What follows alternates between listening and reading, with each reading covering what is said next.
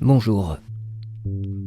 Si vous n'avez jamais vécu la transe hypnotique, vous faites peut-être partie des personnes qui se sont un jour posé la question: qu'est-ce que c'est l'hypnose ? Alors bien sûr, à cette question, on peut répondre de plusieurs façons. On peut se lancer dans des explications pas possibles, dans lesquelles tout le monde ne comprend pas tout, et quelquefois même ne comprend rien du tout. C'est parce que l'hypnose, avant même d'être une approche thérapeutique, c'est un état. Et un état, ça se vit, ça se ressent. On en fait l'expérience. Alors, mettre des mots sur une expérience qui se passe dans la plus profonde intimité de nous, ce n'est pas facile. Moi, je vous propose de vous faire vivre ce qu'est l'hypnose à travers une petite histoire. Appelez ça une métaphore si vous voulez. Il suffit que vous vous installiez dans un endroit où vous vous sentez parfaitement bien, tranquille. Baissez la lumière, débranchez les téléphones et allongez-vous. Laissez vos bras reposer paisiblement le long de votre corps. Vous pouvez aussi, si vous le souhaitez, poser une main sur votre estomac ou votre ventre. Ensuite, laissez vos paupières se fermer. Et imaginez que vous ressentez ce que ça fait quand on se laisse tout doucement flotter, quand on se laisse partir, emporter. Et pour mieux vous accompagner, moi aussi, je me laisse partir.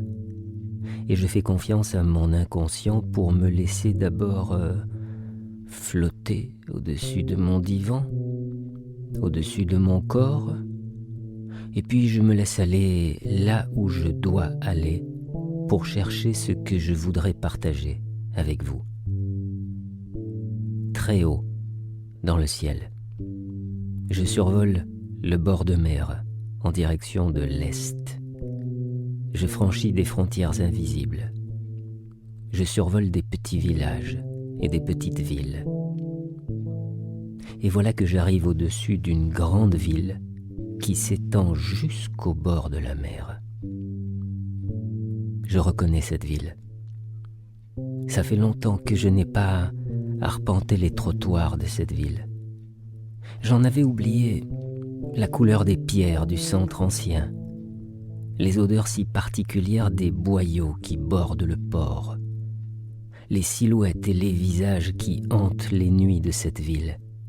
Qu'est-ce que je dis, une ville ? C'est un monstre marin, c'est un poulpe géant aux tentacules grands ouverts. Cette ville est comme cette femme, longtemps suivie dans les rues par un homme à qui elle abandonne seulement son foulard. Et encore, négligemment, comme si ce n'était que le caprice du vent. Je marche derrière cette femme. Je suis ses jambes, son déhanchement, son parfum piquant. Elle a de longs cheveux que le rythme de la marche fait vivre d'un mouvement terrifiant. Un mouvement capable d'avaler l'homme qui la convoite. Son regard, que je n'ai pas encore croisé, doit avoir aussi ce pouvoir aspirant.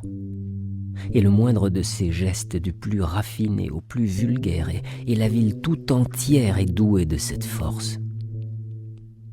Je marche dans ses pas. La ville nouvelle aligne ses quartiers résidentiels, ses grands immeubles, ses larges avenues, sa promenade qui domine les plages. Là, sur ce sable polissé, les adolescents passent leur nuit à écouter de la musique. Assis en cercle autour d'une sono portable, ils s'abreuvent de décibels et têtent des cigarettes d'herbe qu'ils se passent dans le noir. Quartier chic, drogue douce. La femme s'arrête parfois devant une boutique, observe les vêtements de la vitrine et reprend sa marche vive. Et soudain, voilà que la ville nouvelle est derrière nous. D'autres parfums s'imposent. lourd, puissant. Les couleurs s'affaissent, se délavent dans des espèces de lavis de beige et de gris. La démarche de la femme est devenue plus lascive. La ville du port est un autre monde. Des bâtisses aux murs lépreux se penchent sur des ruelles étroites, bordées d'hôtels borgnes et de porches obscurs. C'est la ville des sociétés secrètes, des bars de marins, de l'amour négocié à la va-vite. La nuit tombe, les artères se vident, le silence s'impose, encore plus flagrant, transpercé seulement par le clac-clac des talons aiguilles de la femme. Tout le long du port et dans les rues transversales, une multitude de bistrots miteux allument leur éclairage tamisé. La vie continue derrière les vieux murs et les vitres sales. Des grappes de filles s'agglutinent au cou des marins et des habitués. Les vêtements criards et de mauvais goût accrochent des rayons de lumière triste. Des visages fatigués, trop fardés, offrent leurs yeux vides, hallucinés, abrutis de whisky bon marché. Grimés de couleurs trop vives, tout le désespoir de la ville est là, concentré au bord de la mer Noire où viennent vomir les hommes saouls et qui accueillent parfois un corps, après une bagarre. Tout à l'heure, avant le lever du jour, on éteindra les lampes. Des hommes hagards, titubants, regagneront leur taudis ou iront s'écrouler dans un coin, au fond d'une barque, le long d'un mur. Les filles bâilleront, elles se frotteront les yeux. Leur rimel qui coule leur fera de grosses larmes noires. Elles tireront un peu sur la rampe pour grimper l'escalier obscur et étroit. Et elles s'abîmeront dans un sommeil lourd sur des lits de fortune. Le dernier bruit sera celui d'un ballet de sorcières, auquel se mêlera celui des petites seringues longues et fines, des débris d'ampoules et des aiguilles encore tachées de sang qu'on pousse jusqu'au caniveau. De boyau en boyau, la femme marche toujours devant moi. Sa silhouette soudain a un air las. Les épaules sont tombées. Le regard ne porte plus loin devant, le pas s'est ralenti. Je veux qu'elle se retourne et à la fois j'ai peur que ce mouvement survienne. J'imagine un visage hybride, double comme la ville, lumineux et décrépit, vivant et désaffecté. Elle est toute la ville est cette femme. Un instant d'inattention, le regard qui s'attache une fraction de seconde à une ombre derrière le rideau d'un bar et soudain plus rien. La femme est entrée dans un boyau sans lumière. Par terre, gît son foulard. Voilà. Maintenant vous commencez peut-être à avoir une petite idée de ce que c'est que l'hypnose. Ou peut-être pas. Quoi? Quelle voix? Une voix qui vient d'où? Ça fait ça parfois. On se demande si on n'a pas rêvé.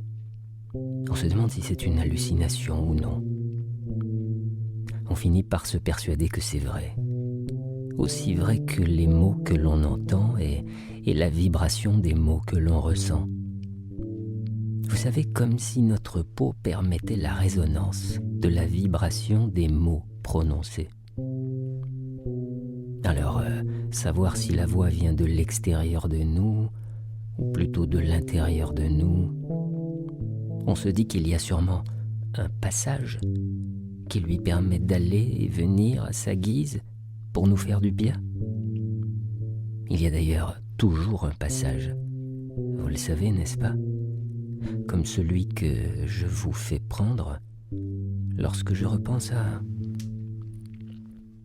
cette autre voix. Je ne sais plus où je me trouvais, je sais juste que cet homme me disait sa plainte. Il avait une voix plutôt comme ça, vous voyez? Il disait, il doit y avoir quelque chose derrière tout ça, une raison précise que je n'ai pas encore trouvée. il y a 10 ans, je vérifiais déjà chaque soir avant de me coucher la position du robinet de gaz. C'était plus fort que moi et il fallait que je m'assure de sa fermeture correcte. Et pourtant, j'avais fait à peine 10 pas en direction de la chambre qu'une force irrésistible me faisait revenir à la cuisine. Je rallumais, je me penchais derrière la cuisinière et bien entendu, le gaz était fermé. Les draps remontaient sur ma poitrine, mes doigts étreignaient le bouton de la lampe de chevet. Aussitôt, mes yeux ouverts dessinaient au plafond l'image d'un robinet en forme de point d'interrogation. Est-ce que j'avais bien fermé ? Je résistais tant bien que mal, sachant pertinemment que mon geste avait été fait, que j'avais vérifié et revérifié. Une angoisse profonde me jetait alors hors du lit et je courais de nouveau à la cuisine, persuadé au fond de mon esprit tourmenté que cette fois ne serait pas encore la dernière. Qu'à la moindre insomnie, au moindre clignement de paupières, tout recommencerait et que seul un sommeil lourd me conduirait au petit matin sans d'autres promenades forcées. Et la voix continue à me parler. Ça a duré longtemps. Ça a duré des années qui m'ont semblé des éternités. Jusqu'à ce qu'un jour, l'obsession prenne un nouveau visage. La fermeture du robinet de gaz n'intéressant plus mon subconscient, mes manies se sont portées sur le verrou de la porte d'entrée. L'objet de mon angoisse avait changé, mais tout continuait différemment. C'est fatigant, vous savez, cette impression que ça change sans vraiment changer. Il y a des gens qui s'offrent comme ça pendant une dizaine d'années une bonne furonculose et quand, après avoir couru le monde entier pour obtenir l'avis des sommités médicales, on parvient enfin à les tirer d'affaire, et bien voilà qu'ils deviennent allergiques aux poissons. Tant que la cause profonde de la maladie n'est pas livrée par l'inconscient, les symptômes se succèdent dans une espèce de danse infernale jusqu'à ce que parfois la mort vienne nous surprendre sans que le tréfonds de l'être ait consenti à coucher de l'aiguille empoisonnée fichée en lui. C'est quelque chose de terrible, vous savez, et qui peut ruiner une vie entière. Et l'homme continue à me dire sa plainte. Il y a 1 an, le symptôme a encore changé. Et le comble, c'est qu'il s'est en quelque sorte, je ne sais pas comment dire, démultiplié. Vous comprenez ce que je veux dire, comme une hydre à plusieurs têtes. D'abord, il y a l'obsession du chien. Le soir, au moment d'aller me coucher, il faut impérativement que je fasse le tour des fenêtres de l'appartement pour scruter l'obscurité du quartier. Vous savez ce que je cherche ? Mon regard cherche un chien. Oui, un chien blessé, perdu, trempé par la pluie, un petit animal fragile, un petit être malheureux qui serait peut-être un de ceux que j'ai maintes fois recueillis avant de retrouver leur copropriétaire ou leur propriétaire au terme d'une enquête acharnée. Et tout comme pour le robinet de gaz, la nuit me voit errer de mon lit à la fenêtre, l'œil rivé aux vitres, écartant la mousseline des rideaux pour percer les ténèbres. Le deuxième symptôme, je l'ai baptisé le syndrome de la souris. L'horrible jeu consiste à ouvrir 10 fois par jour la porte des toilettes pour m'assurer qu'une petite souris grise n'est pas en train de se noyer dans la cuvette des WC. Mais si vous saviez comme l'angoisse qui me prend à ces moments-là est effroyable, j'imagine la scène avec une précision atroce. Je vois la petite gueule lancer son au secours en forme de cri désespéré. J'entends les ongles miniatures qui crissent sur les mailles sans espoir de trouver le moindre point d'ancrage. Alors qu'est-ce que je fais ? Je bouche l'aération qui est située au plafond en me disant qu'au moins aucune bestiole ne pourra passer par là. Je m'interroge longuement pour savoir s'il vaut mieux que je laisse la lunette baissée ou s'il est préférable de la relever. Je referme la porte après avoir inspecté à 4 pattes les moindres recoins du réduit intime. Vous rendez compte que c'est quelque chose de vraiment épuisant ? enfin, comme si ça suffisait pas, il y a la machine à laver. Première étape avant la lessive. Chaque jour, j'apporte un soin méticuleux à secouer les vêtements sales, à retourner les manches, à mettre le tissu en pleine lumière. Quand je suis à peu près sûr que mon linge ne recèle ni araignée ni souris, je le jette dans une grande poubelle verte installée juste à côté de la machine à laver et dont je referme avec précaution le couvercle. Et puis bien sûr, le jour de la lessive arrive. Et là, c'est tout un cérémonial. Vous pouvez pas vous imaginer ça. Je passe d'abord la main dans le tambour de la machine. Je tâte, je palpe, j'inspecte tous les coins. Si mes doigts ne rencontrent rien de suspect, et ils ne rencontrent jamais quoi que ce soit de suspect, alors j'ouvre la poubelle, je secoue les vêtements une dernière fois avant de les jeter vite, les uns après les autres dans le tambour, et puis je referme le hublot, je m'assois par terre et je reste là 5 minutes, parfois beaucoup plus, à regarder tourner le linge, pour le cas où j'apercevrais une araignée ou une souris menacée de noyade, parce que ce rituel obligé n'a pas d'autre but. M'assurer que je ne commets pas un crime. Être là au moment où il le faut pour éventuellement sauver une vie.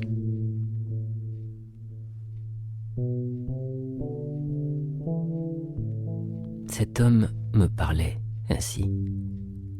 Et sa plainte résonnait.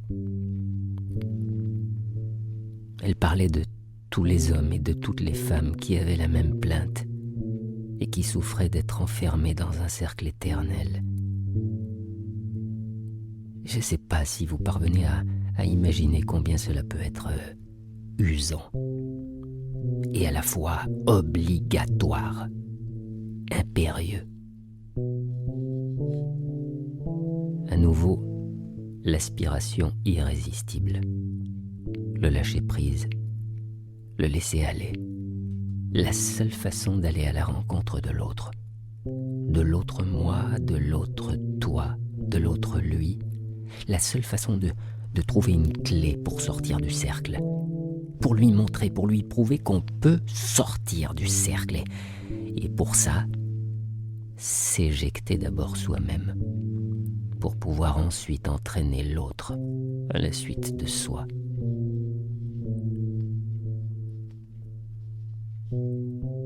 Alors cette fois, ma voix. Je voudrais vous raconter quelque chose. À l'époque où je faisais mes études à Lyon, j'habitais rue Saint-Georges, dans la vieille ville. J'aimais faire de longues promenades solitaires dans les ruelles mal éclairées de ce quartier, encore empreint de magie et de mystère.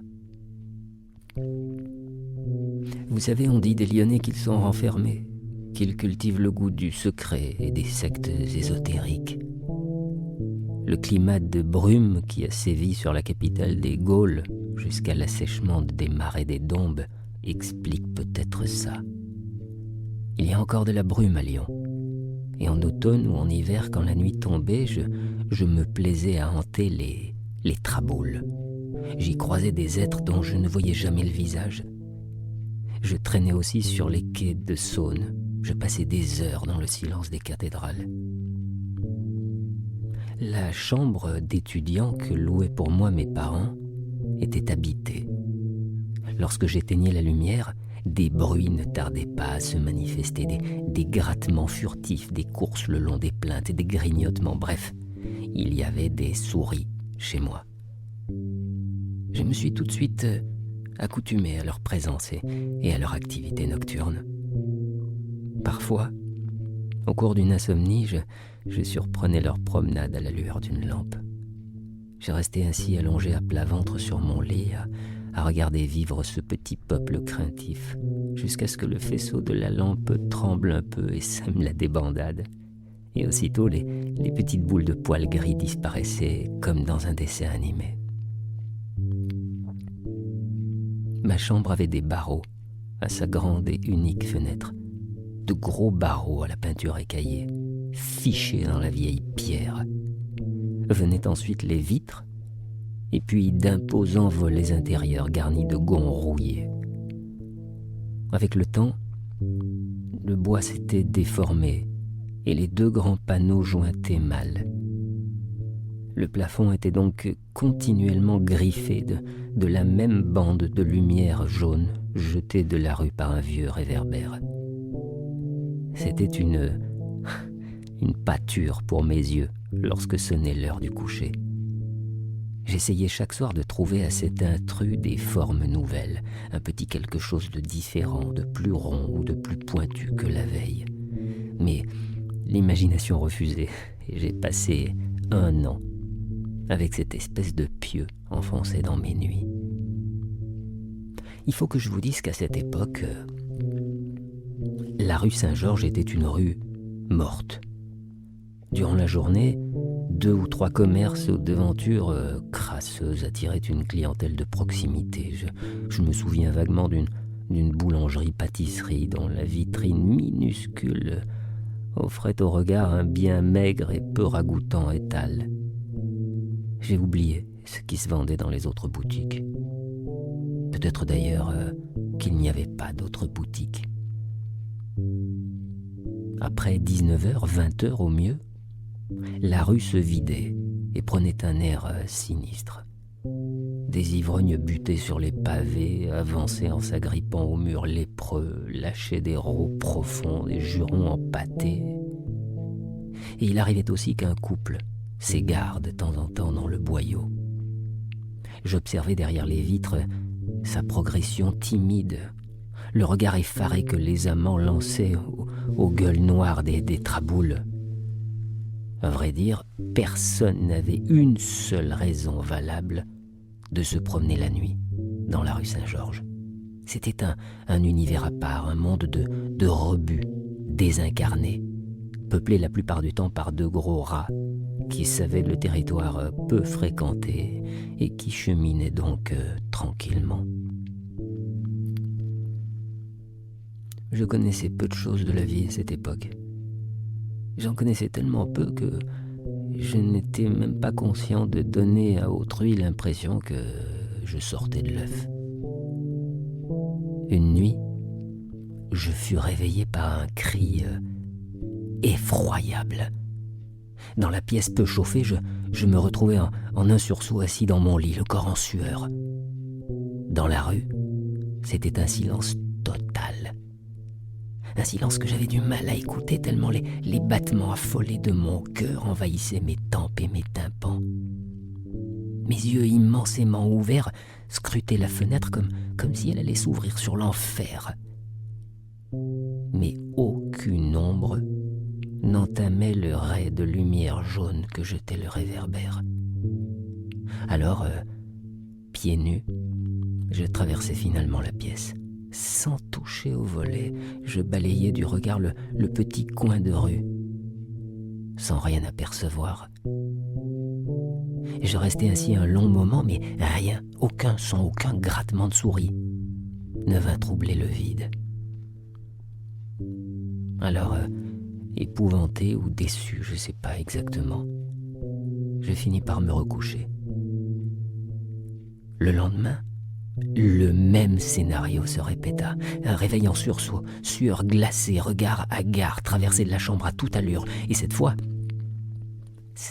j'ose ouvrir un tout petit peu les volets, tout doucement, de peur que quelqu'un dans la rue s'en aperçoive et veuille ensuite se venger de mon regard posé sur son ignoble forfait. Mais rien de rien. Le boyau Saint-Georges était désespérément vide. Personne aux fenêtres. Personne ne semblait avoir entendu ce cri. Aucun corps écrasé sur les pavés non plus. Le néant. Rien. Sinon, un chat à l'arrêt, le corps tendu, la tête un peu penchée. Et soudain, dans l'air glacial, voilà que s'élève le concerto le plus abominable que j'ai jamais entendu. Est-ce que vous arriveriez seulement à imaginer ces bruits démoniaques sorti de la bouche d'un nouveau-né qu'on étrangle, ces râles nés dans les basses et modulés jusqu'aux aigus, comme exprimés par des êtres soumis à une souffrance qui va et qui vient, qui s'apaise et qui s'enflamme jusqu'à la colère, la folie, l'apaisement relatif et de nouveau la pire démence. Est-ce que vous pouvez comprendre que mon esprit se soit mis à dessiner les hypothèses les plus horribles? Que mon cinéma intérieur m'ait montré des hommes en proie aux flammes, véritables torches vivantes, courant, hurlant en attisant l'incendie qui les dévore, un cortège de fous, les yeux révulsés, crachant des mots de haine et de douleur aux étoiles, des êtres humains écartelés dans les caves alentours. Les pires scènes prenaient corps devant mon regard qui lui, ne voyait rien. Rien, sinon ce chat, toujours immobile, et comme à l'écoute des galaxies. Finalement, j'ouvre les volets en grand, et les vitres aussi, sans même ressentir la morsure de l'hiver sur ma peau. Le chat se retourne vers moi et me regarde fixement, étonné plus qu'apeuré. Devant moi, sur le trottoir d'en face, il y a 3 autres chats, assis, tranquilles. Tous m'offrent le même regard immense. Mais qu'est-ce que tu fais à pareille heure de la nuit, en pyjama, la fenêtre ouverte, en plein froid, à regarder comme ça dans la rue? C'est ce qu'il semblait me dire. Et je n'étais pas du tout, mais alors pas du tout, en mesure de m'expliquer. 2 minutes, ou peut-être 3, je sais pas, s'étaient écoulées. Et voilà que le terrible concert reprit sa cadence, mais mes yeux détaillaient le moindre recoin du boyau sans y croire. Ces roulements sourds qui montaient progressivement comme le bruit d'une sirène, ces râles, ces dialogues, ces trilogues, ces quadrilogues épouvantables échangés à des octaves de distance, bref, ces cris arrachés à la nuit, provenaient des chats.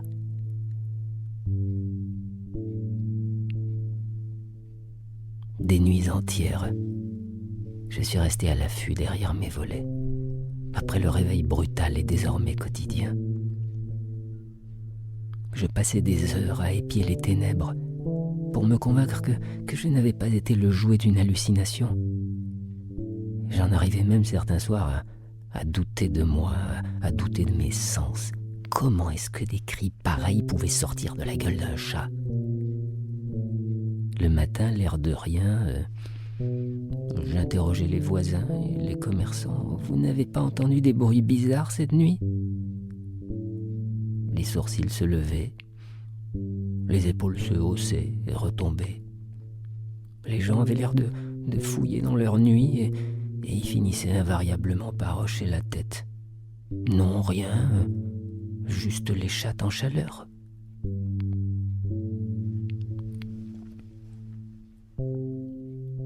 Tu vois, cet homme était tellement mal dans sa peau, tellement mal qu'il se protégeait de la réalité, en se reposant sur son imagination. Il préférait voir la peau des choses plutôt que leur profondeur. Voilà pourquoi il est resté si longtemps prisonnier de son interprétation première des cris des chats. Pour lui, ces cris étaient forcément l'expression d'une souffrance, d'une peine immense. Ils ne pouvaient signifier autre chose. Et c'est à ce moment-là qu'intervient le papier. Vous allez prendre une feuille du papier. Vous allez l'imaginer, cette feuille de papier, la plus banale qui soit. Vous savez, une feuille A4, une feuille standard. Vous allez plier d'abord une petite bande de papier d'une taille suffisante pour transformer la feuille rectangulaire en feuille carrée.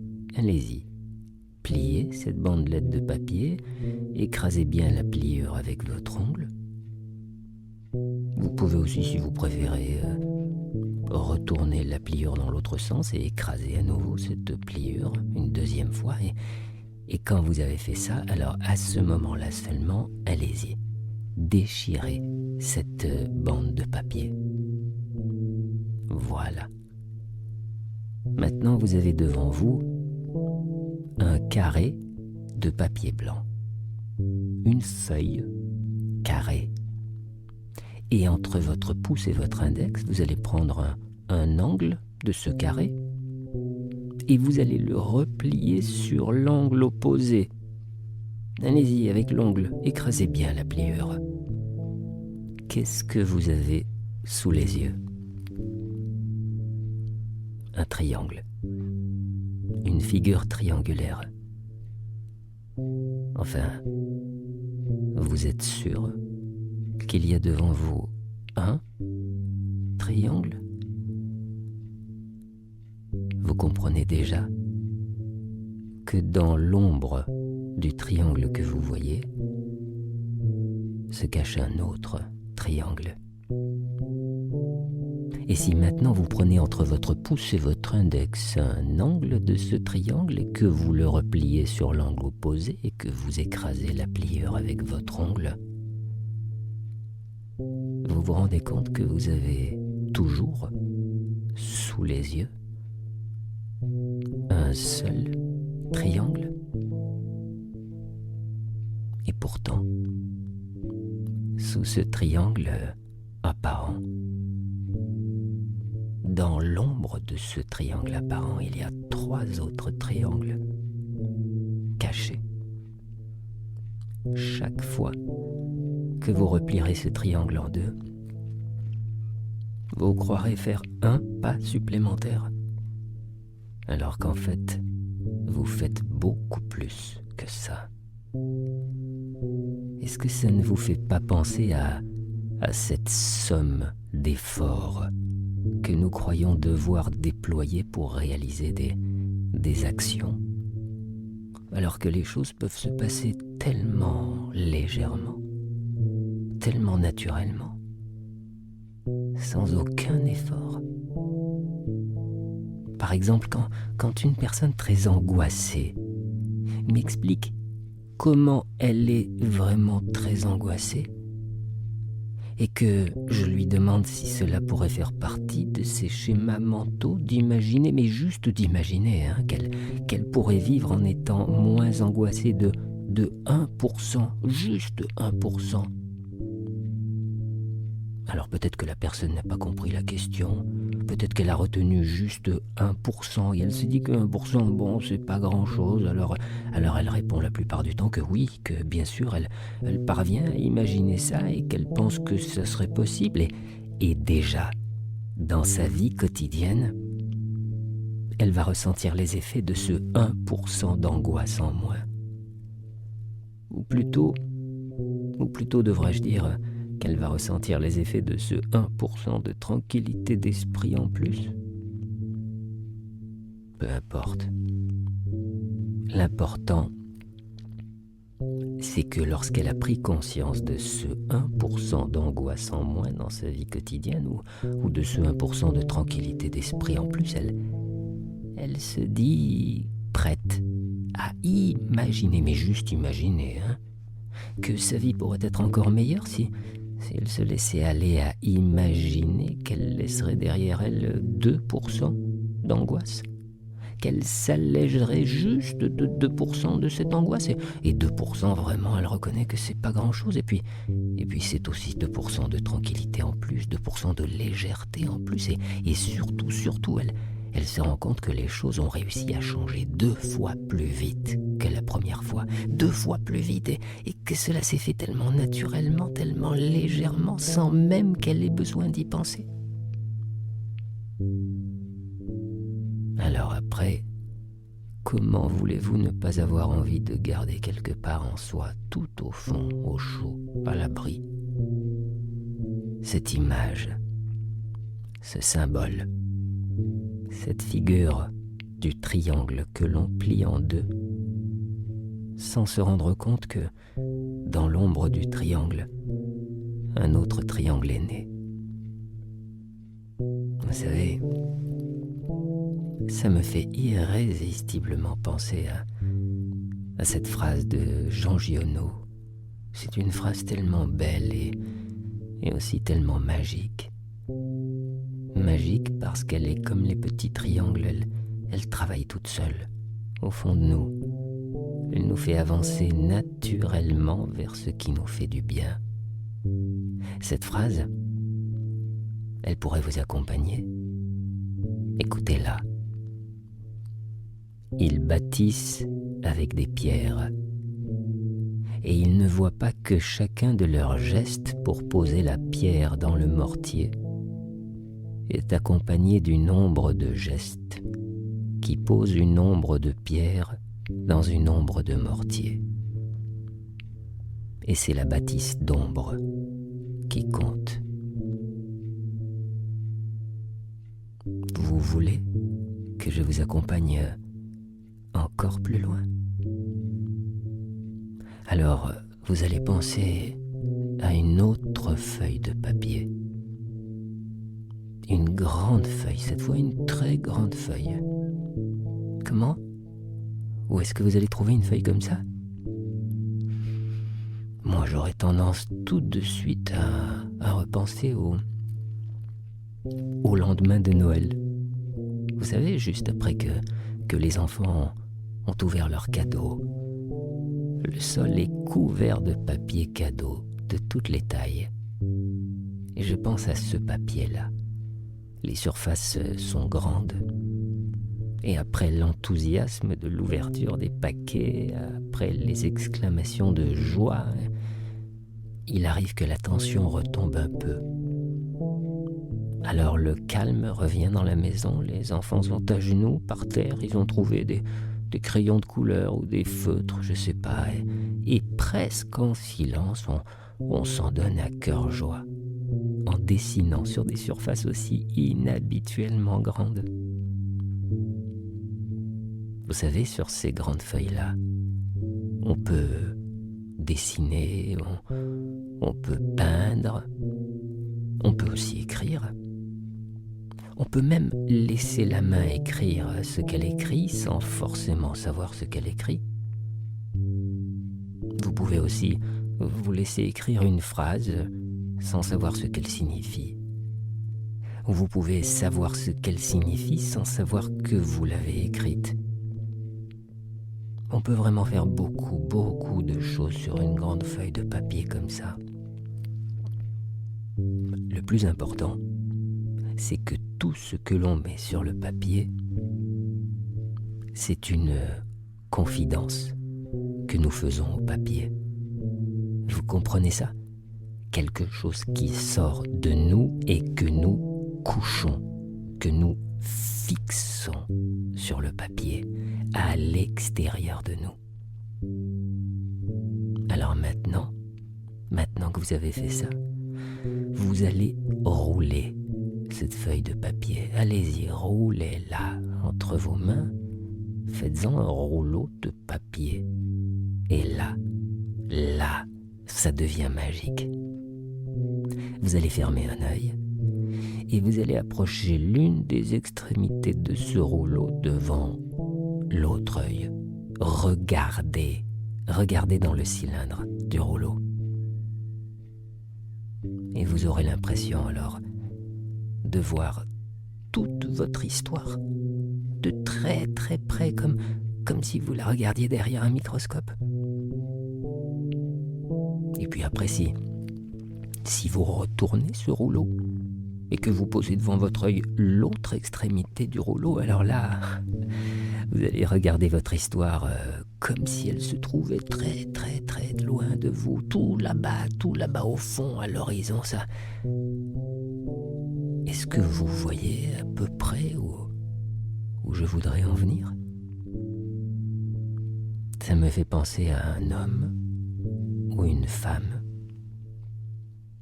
qui aurait vécu sa vie de petit bébé, d'enfant, d'adolescent, d'adulte et qui un jour arriverait à l'âge de la retraite. Et là, parce qu'il a du temps, il lui vient le désir de faire un pèlerinage dans son histoire, dans son passé. Il a envie de retourner voir la maison de son enfance, la maison dans laquelle il a grandi. Alors il prend la route avec sa voiture ou il prend le train, je sais pas. Il lui faut du temps pour ça, parce que cette maison se trouve à l'autre bout de la France. Et ça fait longtemps que personne n'est venu revoir cette maison. Le jardin est complètement abandonné, totalement en friche. Il y a des herbes folles et des ronces un peu partout et il arrive devant la porte d'entrée. Et là, il a le cœur qui bat un peu. C'est comme si le temps devenait élastique, comme si il se sentait aspiré en arrière. Il sort la vieille clé, la grosse clé de sa poche, il la glisse dans la serrure, il la fait tourner. C'est un peu difficile, mais la porte s'ouvre. Il rentre dans l'obscurité de cette maison, ça sent le renfermer, ça fait tellement longtemps. Il ouvre les vitres, il ouvre les volets. Il laisse entrer l'air du dehors, à l'intérieur de la maison. Et il va de pièce en pièce. Et dans chaque pièce, il s'arrête. Il essaie de retrouver les odeurs de cette pièce, les souvenirs de cette pièce.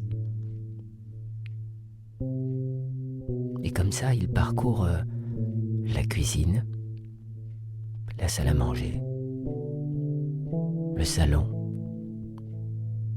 les chambres. Ça lui prend du temps.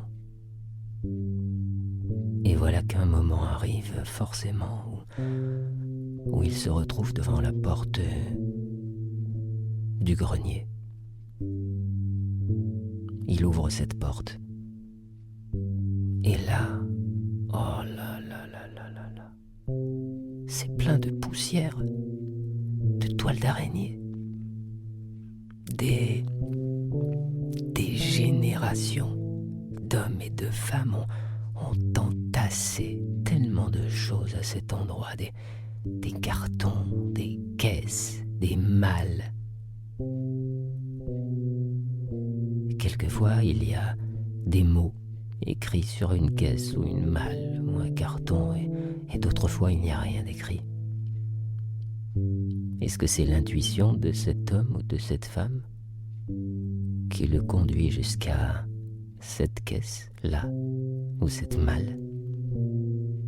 Il l'ouvre. C'est plein de jouets. Et parmi ces jouets, il y a une poupée, ou peut-être un poupon, je sais pas, avec une clé dans le dos. Vous voyez ce que je veux dire? Et notre homme ou notre femme prend cette poupée ou ce poupon dans ses mains et regarde ça avec beaucoup d'émotion. Et d'une main, il remonte le mécanisme. Il fait tourner la clé. Et quand il arrive au bout, quand il a fini de remonter le mécanisme, voilà la poupée qui se met à parler. Et là, d'un coup, c'est comme une vague, c'est comme une déferlante qui submerge cette personne. C'est toute son histoire depuis la plus tendre enfance qui remonte à sa surface. Et là, d'un coup, il revoit presque chaque seconde de sa vie. Avec tout le contenu de ces secondes, les visages, les paysages, les scènes très précises, les voix, les bruits, les musiques, les cris, les éclats de rire, les sensations, les émotions, les sentiments, tout ça le submerge et d'un coup il revoit comme ça la totalité de sa vie. Oui, ça dure longtemps. Et quand il a fini, c'est comme si la boucle était enfin bouclée. Alors seulement, il peut remettre la poupée dans la caisse, refermer la caisse Refermez la porte du grenier. Refermez les volets de la maison et les vitres des fenêtres. Refermez la porte d'entrée. Alors, à ce moment-là seulement, une conscience claire l'habite. La conscience qu'il peut maintenant se mettre à écrire une nouvelle page du livre de sa vie. Et tout ce temps qu'il a pris pour faire ce qu'il avait à faire et dont il savait intuitivement que c'était ce qu'il y avait de plus important à faire pour lui dans sa vie à ce moment-là. Eh bien, tout ce temps, vous aussi, vous l'avez pris pendant ce voyage, pendant que vous écoutiez ma voix vous parler.